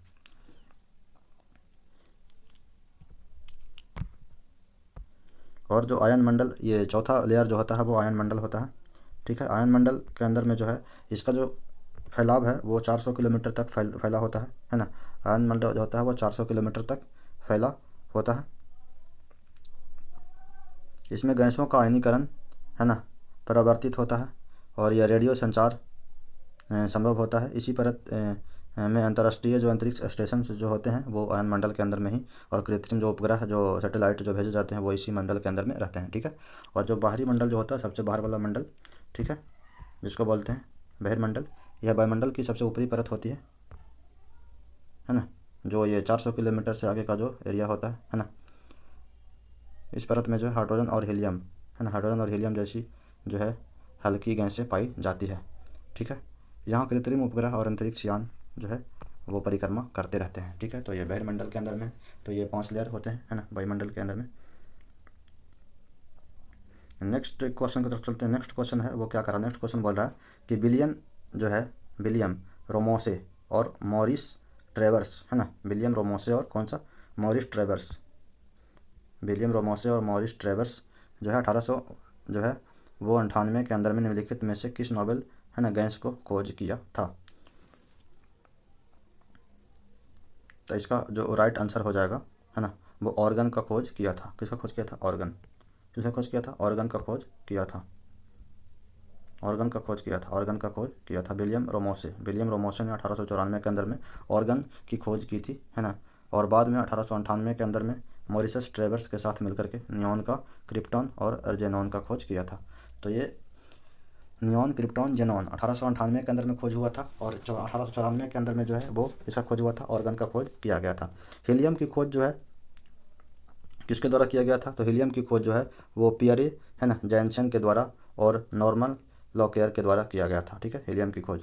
रेडॉन की खोज जो है वो कौन किया था, तो फ्रेडरिक डॉर्न के द्वारा 1900 के अंदर में किया गया था। ठीक है, ये तो ये कुछ गैसें हैं जिनका खोज से रिलेटेड क्वेश्चन भी आ सकता है। ठीक है, नेक्स्ट क्वेश्चन की तरफ चलते हैं। नेक्स्ट क्वेश्चन जो है वो क्या कर रहा है, निम्नलिखित में से किस कोशिकांग में स्वयं का, है ना, खुद का जो होता है वो डीएनए और कुछ राइबोसोम पाया जाता है। ठीक है, तो इसका जो राइट आंसर हो जाएगा वो हो जाएगा माइटोकॉन्ड्रिया। माइटोकॉन्ड्रिया के अंदर में जो होता है वो उसका खुद का अपना जो है वो डीएनए और राइबोसोम पाया जाता है। माइटोकॉन्ड्रिया को कोशिका का पावर हाउस कहा जाता है। ठीक है, क्योंकि यह कोशिका के लिए एटीपी, है ना, एडिनोसिन ट्राइफॉस्फेट का उत्पादन करता है। माइटोकॉन्ड्रिया स्वयं का डीएनए और राइबोसोम जो कि 70 इस प्रकार का होता है ना, इसमें स्वयं प्रोटीन संश्लेषण कर सकता है, और कुछ हद तक वो स्वयं, है ना, स्वतंत्र रूप से कार्य भी करता है। ठीक है, माइटोकॉन्ड्रिया की संरचना जो है मेनली इसमें जो है 4 पार्ट होता है। एक होता है मेम्ब्रेन, जो होता है मेम्ब्रेन 2 टाइप का होता है, बाहरी झिल्ली, आंतरिक झिल्ली, है ना। और ये माइटोकॉन्ड्रियल मैट्रिक्स होता है, ये मैट्रिक्स हो गया, ये मैट्रिक्स है माइटोकॉन्ड्रियल मैट्रिक्स, है ना। ये इनर मेम्ब्रेन और आउटर मेम्ब्रेन यहाँ पे है। ठीक है, ये राइबोसोम यहाँ पे, ये क्रिस्टन, एक पार्ट क्रिस्टन होता है। ठीक है, माइटोकॉन्ड्रियल मैट्रिक्स के अंदर में जो है वो द्रव रहता है जिसमें डीएनए, राइबोसोम और एंजाइम्स मौजूद होते हैं, ठीक है। आंतरिक झिल्ली, इसमें कई मोड यानी क्रेटर्स है ना होते हैं जो सतह के क्षेत्र को बढ़ाते हैं, ठीक है। माइटोकॉन्ड्रिया, तो जो अगला पार्ट होता है ये क्रिस्ट होता है, और जो लास्ट वाला पार्ट जो होता है वो उसको बोलते हैं माइटोकॉन्ड्रियल डीएनए और राइबोसोम। क्रिस्ट जो है वो कहाँ पर होता है, क्रिस्ट जो है ये क्रिस्ट होता है, ये क्रिस्ट है ना माइटोकॉन्ड्रिया के अंदर में, ठीक है। तो क्रिस्ट जो है ये आंतरिक झिल्ली में पाए जाने वाला है ना गुच्छेदार संरचना होती है जिसमें ऊर्जा उत्पादन से जुड़े एंजाइम पाए जाते हैं। तो क्रिस्ट के अंदर में क्या पाया जाता है, तो एंजाइम पाया जाता है जिससे एनर्जी मतलब प्रोडक्शन होता है, ठीक है। माइटोकॉन्ड्रिया का जो कुछ फंक्शन जो होता है वो एग्जाम के दृष्टि से इंपॉर्टेंट है। इसके लिए जो इसमें पहला जो है उसमें जो है एनर्जी का सिंथेसिस करता है माइटोकॉन्ड्रिया, है ना। माइटोकॉन्ड्रिया एटीपी के अंदर में जो है अपना ऊर्जा बनाता है ना, जो कोशिका का ऊर्जा मुद्रा जिसको कि बोलते हैं, एटीपी को क्या बोलते हैं, तो कोशिका का ऊर्जा मुद्रा, है ना, एनर्जी करेंसी कहा जाता है, ठीक है। उसके बाद जो है यह ऑक्सीजन जो है फॉस्फोराइलेशन है ना के द्वारा किया जाता है। इसका यह कार्य जो है ये जो ऊर्जा मतलब बनाता है ना माइटोकॉन्ड्रिया जो एटीपी के रूप में जो बनाता है, इसका कार्य जो है वो ऑक्सी है ना डेबिट है ना फॉस्फोराइलेशन है ना एक मेथड होता है जिसके माध्यम से किया मतलब एनर्जी बनाता है, ठीक है। फिर दूसरा काम क्या है, दूसरा काम जो है वो कोशिकीय शोषण सेलुलर रेस्पिरेशन का काम करता है ये माइटोकॉन्ड्रिया, ठीक है। इसमें जो है ग्लूकोज और फैटी एसिड को तोड़कर ऑक्सीजन में उपस्थित है ना एटीपी ऊर्जा उत्पन्न की जाती है। तो ये कोशिका शोषण में क्या करता है, तो ग्लूकोज और फैटी एसिड को तोड़ता है ना ऑक्सीजन की उपस्थिति में और एटीपी ऊर्जा उत्पन्न करता है, ठीक है। और क्या करता है, तो एरोबिक शोषण के अंदर में इसका मुख्य केंद्र है। ये जो माइटोकॉन्ड्रिया है ना वो इसमें एरोबिक शोषण का मुख्य केंद्र होता है, ठीक है। फिर कह रहा माइटोकॉन्ड्रिया कोशिका में नियंत्रित कोशिका मृत्यु को नियंत्रित करता है, यानी कोशिका की जो मृत्यु होती है ना उसको भी नियंत्रित करता है, ठीक है। ये पुरानी और क्षतिग्रस्त कोशिका को नष्ट करता है, मदद करता है, ठीक है। कैल्शियम आयरन का भंडारण का काम करता है ना माइटोकॉन्ड्रिया कोशिका का कैल्शियम आयरन है ना का भंडारण का भी नियंत्रण करता है, भंडारण करता है, उसका नियंत्रण भी करता है, ठीक है। और इसका जो एक काम है वो है गर्मी का उत्पादन मतलब हीट प्रोडक्शन का भी काम करता है, जिससे जो है माइटोकॉन्ड्रिया गर्मी उत्पन्न करके जो है करने में मदद करता है, जिससे शरीर जो है क्या करता है, तो शरीर का जो है तापमान का जो है नियंत्रित रहता है ना, शरीर का तापमान क्या होता है, नियंत्रित रहता है, ठीक है। तो माइटोकॉन्ड्रिया जो है वो गर्मी यानी हीट प्रोडक्शन भी करता है, ठीक है। नेक्स्ट क्वेश्चन की तरफ चलते हैं। नेक्स्ट क्वेश्चन जो है वो क्या कर रहा है, नेक्स्ट क्वेश्चन बोल रहा है कि विश्व दलहन दिवस जो है वो 2025 का जो है वो थीम क्या था, ठीक है। दलहन दिवस का अगर बात किया जाए तो दलहन दिवस जो है 10 फरवरी को मनाया जाता है ना। विश्व दलहन दिवस जो है उसका जो थीम था वो था pulses bringing diversity to agro food system, ठीक है। दालें कृषि खाद्य प्रोन्नति में विविधता लाना, ठीक है। तो ये डाइवर्सिटी वाला हो जाएगा है ना, pulses bringing diversity to agro food system, ठीक है। ये इसका जो है मुख्य जो है वो थीम था, विश्व दलहन दिवस का थीम था, ठीक है। उसी प्रकार फरवरी के कुछ इंपॉर्टेंट जो है वो डेज है और उसका जो थीम है वो भी याद कर लेते हैं थोड़ा सा। जैसे कि 2 फरवरी को जो है वेटलैंड दिवस मनाया जाता है, विश्व आर्द्र भूमि दिवस। इसका जो थीम था 2025 का है ना, हमारे साझा भविष्य के लिए है ना आर्द्र भूमि की रक्षा करना, ये जो है वेटलैंड दिवस या विश्व आर्द्र भूमि दिवस का थीम था।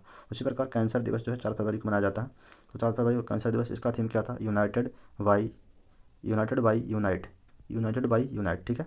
उसी प्रकार 13 फरवरी को जो है वो राष्ट्रीय उत्पादकता दिवस मनाया जाता है, उत्पादकता दिवस है ना, विचारों से प्रभाव तक है ना प्रतिस्पर्धी स्टार्टअप्स के लिए है ना बौद्धिक संपदा। उसी प्रकार जो है विश्व सामाजिक न्याय दिवस जो है वो 20 फरवरी को मनाया जाता है। अंतर्राष्ट्रीय मातृभाषा दिवस जो है ना, अंतर्राष्ट्रीय मातृभाषा दिवस का सिस्टर्स जुबानी समारोह। तो इसी तरह से जो राष्ट्रीय विज्ञान दिवस है ये इंपॉर्टेंट है, इसका जो थीम है वो विकसित भारत के लिए विज्ञान और नवाचार में वैश्विक नेतृत्व। ये जो है विश्व विज्ञान दिवस का राष्ट्रीय विज्ञान दिवस का थीम था, ठीक है, जो कि हर साल 28 फरवरी को मनाया जाता है। नेक्स्ट क्वेश्चन की तरफ चलते हैं। नेक्स्ट क्वेश्चन है वो क्या कर रहा है, नेक्स्ट क्वेश्चन बोल रहा है कि 1928 के अंदर में गुजरात में बारडोली में स्थानीय किसानों के अंतर्गत जो है खिलाफ आंदोलन के नेतृत्व में निम्नलिखित में से किसकी मतलब इसका नेतृत्व किसने किया था। तो नेतृत्व जो है वो बारडोली के अंदर में जो है वो किसके द्वारा किया गया था, तो इसका आंसर हो जाएगा वल्लभ भाई पटेल। क्या हो जाएगा, वल्लभ भाई पटेल जो है बारडोली सत्याग्रह का जो है वो नेता थे है ना 1928 के अंदर में, जो कि गुजरात के अंदर में हुआ था है ना वल्लभ भाई पटेल।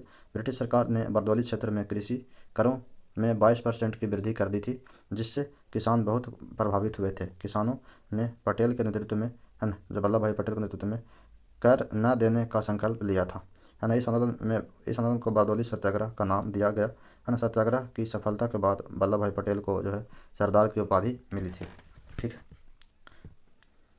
ये कुछ इंपॉर्टेंट जो है आंदोलन है जो एग्ज़ाम के दृष्टि से इंपॉर्टेंट है, उसको जो है आप लोग रिवीजन कर लीजिएगा, ठीक है। सरदार वल्लभ भाई पटेल की अगर बात किया जाए तो उनका जो पूरा नाम है वो है वल्लभ भाई झावेर भाई पटेल, ठीक है। जन्म जो हुआ था वो 31 अक्टूबर 1875 को हुआ था, नादियाड गुजरात में हुआ था। मृत्यु 1950 के अंदर में मुंबई में हो गया था, ठीक है। उनको जो है लौह पुरुष और भारत का बिस्मार्क कहा जाता है, ये उपनाम जानते हैं। ये भारत के पहले उप प्रधानमंत्री और गृह मंत्री भी थे, ठीक है। भारत रत्न जो है वो कब मिल दिया गया था सरदार वल्लभ भाई पटेल को, तो ये 1991 के अंदर में मरणोपरांत दिया गया था सरदार वल्लभ भाई पटेल को भारत रत्न, ठीक है। स्टैचू ऑफ यूनिटी जो है इन्हीं के सम्मान में जो है बनाया गया था, जो कि विश्व की सबसे ऊंची प्रतिमा 182 मीटर है ना। उसके बाद राष्ट्रीय एकता दिवस जो है हर साल मनाया जाता है ना, 31 अक्टूबर को, है ना, इन्हीं के याद मनाया जाता है। ये जो है गुजरात के केवड़िया डिस्ट्रिक्ट के अंदर में स्टैचू ऑफ यूनिटी है, नर्मदा जिले के अंदर में है। जो 31 अक्टूबर 2019 को इसको बनाया नरेंद्र मोदी के द्वारा, मतलब राष्ट्र को समर्पित एक प्रतिमा बनाया गया था, है ना, स्टैचू ऑफ यूनिटी, ठीक है। तो ये याद रख लेना है कि इनको जो है भारत रत्न कब दिया गया था, है ना, मरणोपरांत हो जाएगा 1991 के अंदर में, ठीक है। और इनके जन्म दिवस पर जो है हर साल 31 अक्टूबर को राष्ट्रीय एकता दिवस मनाया जाता है, इसको याद रख लेना है ना। और इनको जो है लौह पुरुष और ये भारत का बिस्मार्क के नाम से जाना जाता है, और ये पहले उप प्रधानमंत्री और गृह मंत्री भी थे। ये सब इनके बारे में याद रख ले रहना, ठीक है, याद करना। नेक्स्ट क्वेश्चन की तरफ चलते हैं। नेक्स्ट क्वेश्चन है वो क्या कर रहा है, निम्नलिखित में से किस जंतु में दो कक्षीय हृदय पाया जाता है। तो दो कक्षीय हृदय का अगर बात किया जाए, है ना, दो कक्षीय हृदय यानी 4 चैम्बर्स वाला, है ना, तो इसका जो राइट आंसर हो जाएगा वो हो जाएगा मगरमच्छ, है ना। मगरमच्छ जो है वो रेप्टाइल्स सरीसृप वर्ग का एक सदस्य है। इनमें जो है 4 चैम्बर्स, है ना, पाया जाता है। हालांकि अधिकांश सरीसृप जैसे कि सांप, कछुआ में 3 कक्षीय हृदय पाया जाता है। मगरमच्छ एक अपवाद है जिसमें जो है इसका हृदय पक्षियों और स्तनधारियों की तरह 4 कक्षों में विभाजित होता है, ठीक है। मछली के अंदर में 2 कक्षीय हृदय पाया जाता है जिसमें ओवन एट्रियम और एक बैट्रियम होता है ना। उभयचर जो एम्फीबियंस होता है जैसे मेढक के अंदर में जो है वो 3 कक्ष का हृदय पाया जाता है ना। कीड़ा के अंदर में जो है वो खुला परिसंचरण प्रणाली पाया जाता है, ठीक है। नेक्स्ट क्वेश्चन की तरफ चलते हैं। नेक्स्ट क्वेश्चन का बात करें, नेक्स्ट क्वेश्चन जो है वो 2025 में COP30 का निम्नलिखित में से किस देश में आयोजित किया जाएगा। COP30 का जो सम्मेलन होगा वो हो जाएगा, वो ब्राज़ील के अंदर में होगा, जो 2025 के अंदर में आयोजित किया जाएगा, है ना। ब्राज़ील के बेलम शहर में होगा। कौन सा शहर में होगा, बेलम, ठीक है। COP28 का बात करें तो COP28 2023 के अंदर में हुआ था, ये हुआ था यूएई के अंदर में। COP29 जो 2024 के अंदर में अजरबैजान के अंदर में हुआ था। और COP30 जो है वो कब हो जाएगा, ब्राज़ील के अंदर में होगा 2025 में, है ना। COP का मतलब होता है कॉन्फ्रेंस ऑफ पार्टी, जो कि संयुक्त राष्ट्र जलवायु परिवर्तन निधि UNFCCC के अंतर्गत एक वैश्विक सम्मेलन है, ठीक है। UNFCCC का फुल फॉर्म का बात करें तो United Nations framework convention on climate change, ठीक है, संयुक्त राष्ट्र जलवायु परिवर्तन रूपरेखा समय 1992 के अंदर में रियो समिट के अंदर में, है ना, इसे अपनाया गया था, ठीक है। इसका मुख्य उद्देश्य जो होता है वो जलवायु परिवर्तन को नियंत्रित करना और ग्रीन हाउस गैसों के उत्पादन को कम करना होता है, ठीक है। तो ये COP का जो है हर साल सम्मेलन किया जाता है। नेक्स्ट क्वेश्चन की तरफ चलते हैं। तो नेक्स्ट क्वेश्चन जो है वो क्या कर रहा है, प्रमुख यामियोत्तर जो इंग्लैंड है ना, इंग्लैंड निम्नलिखित में से किस वेधशाला ऑब्जर्वेटरी से होकर गुजरती है। तो कौन सा वेधशाला से गुजरती है, तो इसका जो नाम है वो है रॉयल ऑब्जर्वेटरी, है ना। कौन सा, रॉयल ऑब्जर्वेटरी से होकर के गुजरता है। तो रॉयल ऑब्जर्वेटरी जो है वो इंग्लैंड के लंदन शहर में स्थित है ना। यह प्रधान मध्याह्न रेखा प्राइम मेरिडियन, है ना, के लिए प्रसिद्ध है, जो कि 0 डिग्री देशांतर है, ठीक है। प्रमुख यामियोत्तर इसी वेधशाला से होकर गुजरती है, जो विश्व के समय GMT, है ना, का आधार है, ठीक है। तो ये विश्व का जो समय है GMT ग्रीनविच मीन टाइम का जो है बेस कौन है, आधार कौन है, तो ये है प्राइम मेरिडियन जो लाइन है ना। GMT को आधार बना करके विभिन्न जो है ये समय क्षेत्र टाइम जोन के मतलब निर्धारित करता है, ठीक है। IST जो है इंटरनेशनल स्टैंडर्ड टाइम, जो है कि ग्रीनविच टाइम से 5.5 घंटा आगे है ना। अलग अलग कंट्री के अंदर में अलग अलग टाइम जोन्स पाए जाते हैं। जैसे कि अगर सबसे ज़्यादा जोन का बात किया जाएगा तो विदेशी क्षेत्र सहित अगर सबसे ज़्यादा जोन का बात करें तो वो हो जाता है फ्रांस के पास है, टोटल 12 जोन है, ठीक है। उसी प्रकार अगर मुख्य भूमि में सबसे ज़्यादा बात करेंगे तो मुख्य भूमि का बात करें तो रूस के पास जो सबसे ज़्यादा जो टाइम जोन है वो 11 टाइम जोन में विभाजित किया गया है ना। अमेरिका के अंदर में 11 टाइम जोन है ना। उसी प्रकार ब्रिटेन के अंदर में जो है वो नो टाइम जोन है। ठीक है, तो ये क्वेश्चन पिछला मॉक टेस्ट के अंदर में पूछा गया था कि जो है सबसे ज़्यादा जो है विदेशी क्षेत्र साहित्य जो है किस देश के पास जो है वो ज़्यादा टाइम जोन है। तो क्या हो जाएगा इसका आंसर? तो इसका आंसर हो जाएगा, तो इसका हो जाएगा आंसर फ्रांस। ठीक है, नेक्स्ट क्वेश्चन की तरफ चलते हैं। नेक्स्ट क्वेश्चन जो है वो क्या कर रहा है कि मक्खन को मलाई से अलग करने के लिए जो है वो कौन सा विधि को अपनाया जाता है? तो इसका जो राइट आंसर हो जाएगा, मक्खन से मलाई को अगर अलग करना है ना, तो मक्खन से मलाई को अलग करने के लिए जो है वो है ये अपकेंद्रन। क्या? अपकेंद्रन से जो है दूध से क्रीम निकालना है ना, मक्खन से मलाई को अलग करना है ना, उससे जो है वो ये अलग किया जाता है। आसवन मेथड का अगर बात करें तो आसवन से जो क्या होता है वो मध्य अल्कोहल का जो पदार्थ होता है ना, अल्कोहल को जो है ना माइल से अलग करने के लिए जो है वो आसवन मेथड का प्रयोग किया जाता है। आसवन जो है वो क्वथनांक के अंतर के आधार पर है ना, क्वथनांक के अंतर के आधार पर है ना तरल मिश्रण को अलग करने की विधि है। ठीक है, निष्पंदन का बात करें है ना, फिल्ट्रेशन का बात करा जाए तो इसमें जो है मिश्रण में ठोस और तरल है ना को अलग करने की विधि है। उदाहरण के लिए जैसे कि चाय बनाते समय चाय की पत्तियों को अलग करना है ना, तो ये जो है किस कौन सा मेथड से अलग किया जाता है? तो हो जाएगा निस्यंदन है ना, निस्पंदन या निस्यंदन है ना, फिल्ट्रेशन के माध्यम से ही अलग करते हैं। अपकेंद्रन से जो है अपकेंद्रन जो है वो घूर्णन द्वारा घने और हल्के कणों को अलग करने की विधि है ना, इसमें जो है दूध से क्रीम निकाला जाता है ना। विलायक निष्कर्षण जिसको सॉल्वेंट एक्सट्रैक्शन कहते हैं, जो घुलनशीलता के आधार पर जो है एक पदार्थ को है ना विलायक में घोलकर अलग करने की विधि, जैसे वनस्पति तेल निकालने की प्रक्रिया जो है वो इसी मेथड से किया जाता है। तो नेक्स्ट क्वेश्चन की तरफ चलते हैं। नेक्स्ट क्वेश्चन जो है वो क्या कर रहा है? नेक्स्ट क्वेश्चन है वो कर रहा है संसद के दोनों सदनों की संयुक्त बैठक की अध्यक्षता जो है वो कौन करता है? तो संसद के दोनों सदनों की संयुक्त बैठक की जो अध्यक्षता का अगर बात करेगा तो वो करेगा लोकसभा का अध्यक्ष करेगा। लेकिन अगर वही बैठक बुलाने का जो है अगर बात कहे कि मतलब कौन जो है वो संयुक्त सदन को बुलाता है ना, तो ज्वाइंट सिटिंग जो है वो कौन सा आर्टिकल के अंदर में है? आर्टिकल 108 के अंदर में लिखा गया है ना। अगर लोकसभा और राज्यसभा के बीच मतभेद उत्पन्न होता है तब जो है राष्ट्रपति जो है क्या करता है? संयुक्त बैठक को बुलाता है। राष्ट्रपति बुलाता है लेकिन अध्यक्षता कौन करता है? तो वो करता है लोकसभा अध्यक्ष करता है। ठीक है, अगर स्पीकर नहीं है, लोकसभा का अध्यक्ष नहीं है, तो उसके जगह पर लोकसभा का उपाध्यक्ष करेगा। अगर दोनों में से कोई नहीं है तो राज्यसभा का जो है उपाध्यक्ष या उपसभापति जो भी बोलते हैं है ना, वो इसकी बैठक की अध्यक्षता करता है। ठीक है, ये लोकसभा से संबंधित कुछ प्रमुख अनुच्छेद हैं, थोड़ा सा उसको भी देख लेते हैं है ना, जो इम्पोर्टेंट है। जैसे कि लोकसभा की संरचना का अगर बात करें, लोकसभा की संरचना आर्टिकल जो है 81 में संरचना का बात किया गया है ना, और सदस्य की संख्या का बात किया गया है। उसी तरह से लोकसभा के कार्यकाल का अगर बात करा जाए 5 साल का है ना, तो ये जो है 83 के अंदर में बताया गया, आर्टिकल 83 में बताया गया। लोकसभा के सदस्यों का योग्यता और न्यूनतम आयु का निर्धारण जो है वो आर्टिकल 84 के अंदर में किया गया। ठीक है, ये संसद के सत्र बुलाने की जो शक्ति राष्ट्रपति के पास होती है वो कौन सा आर्टिकल में लिखा गया? तो 85 के अंदर में लिखा गया है। ठीक है, लोकसभा अध्यक्ष और उपाध्यक्ष का चुनाव का 93 के अंदर में है ना, आर्टिकल 100 के अंदर में 100 में क्या बताया गया? तो विधान प्रक्रिया एवं मतदान स्पीकर को निर्णायक मत देने का अधिकार। तो स्पीकर जो लोकसभा के अध्यक्ष होता है वो जो है निर्णायक मत देने का अधिकार आर्टिकल 100 के अंदर में ही दिया गया है। उसके बाद संसद के अयोग्यता के कारण सांसद जो है उसका किसको योग्य और किसको अयोग्य ठहराएगा वो आर्टिकल 102 में बताया गया है।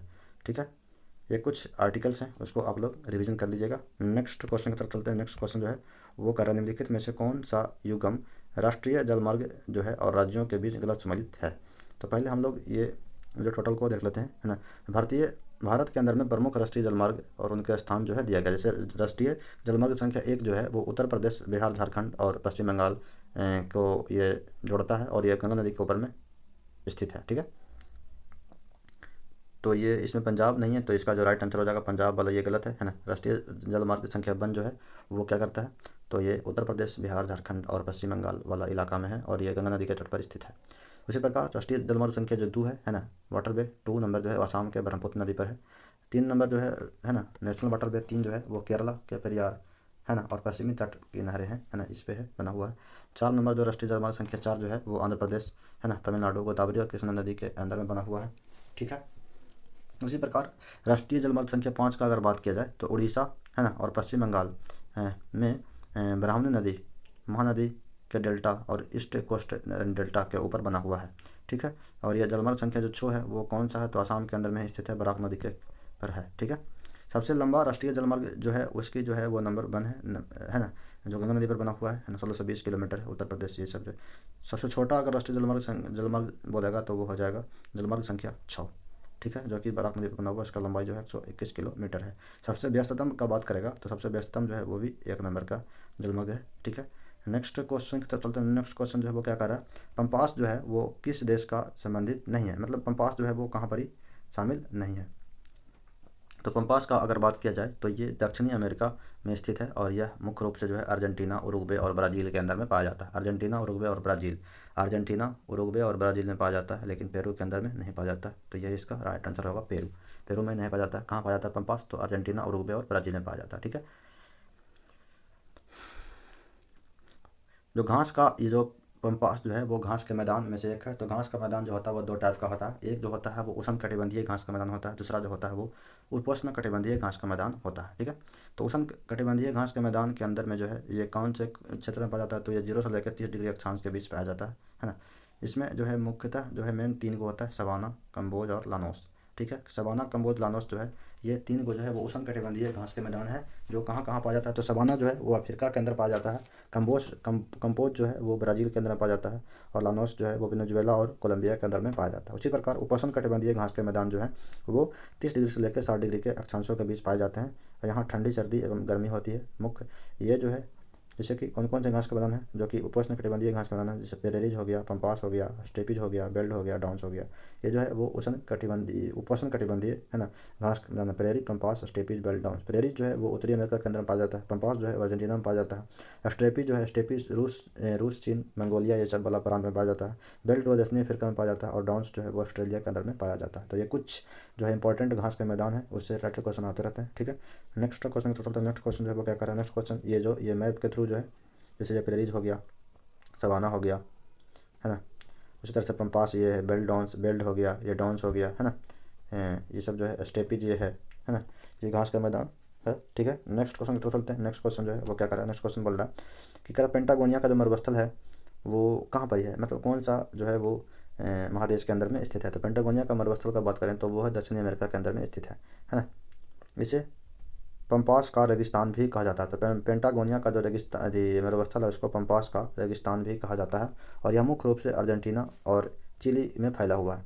तो जो पेंटागोनिया का जो मरुस्थल है ना, जो कि मैप में इधर दिया हुआ है, ठीक है, वो कहाँ फैला हुआ है, तो ये जो है वो दक्षिणी अमेरिका का पार्ट में है, दक्षिणी अमेरिका वाला पार्ट में है ना। पेंटागोनिया का मरुस्थल, ये पेंटागोनिया का जो मरुस्थल है ये वाला है ना, और ये जो है चिली और ये अर्जेंटीना वाला जो है वो चिली और अर्जेंटीना का मतलब में फैला हुआ है, ठीक है। कुछ जो है वो मरुस्थल जो है वो एग्ज़ाम के लिए इंपॉर्टेंट है ना। जैसे कि सहारा मरुस्थल जो है ना, वो सहारा मरुस्थल है ना, जो कि अफ्रीका के अंदर में है। सहारा मरुस्थल,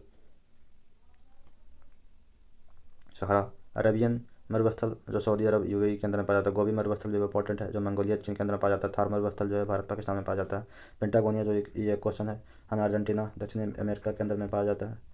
उसके बाद जो है कालाहारी मरुस्थल अफ्रीका के अंदर में नामीबिया और बोत्सवाना वाला इलाका में पाया जाता है। नमीब मरुस्थल जो है, नमीब मरुस्थल जो है अफ्रीका के अंदर पाया जाता है। ग्रेट विक्टोरिया मरुस्थल ऑस्ट्रेलिया के अंदर पाया जाता है। ऑस्ट्रेलिया वाला इलाका में ग्रेट विक्टोरिया मरुस्थल पाया जाता है। उसी प्रकार जो है आर्कटिक मरुस्थल और जो है वो आर्कटिक क्षेत्र के अंदर में पाया जाता है ना। सबसे बड़ा मरुस्थल का अगर बात करा जाए, सबसे बड़ा मरुस्थल तो ये हो जाएगा आर्कटिक मरुस्थल, ठीक है ना। उसके बाद जो है वो सबसे बड़ा गर्म मरुस्थल का अगर बात करें तो वो हो जाएगा सहारा मरुस्थल, है ना।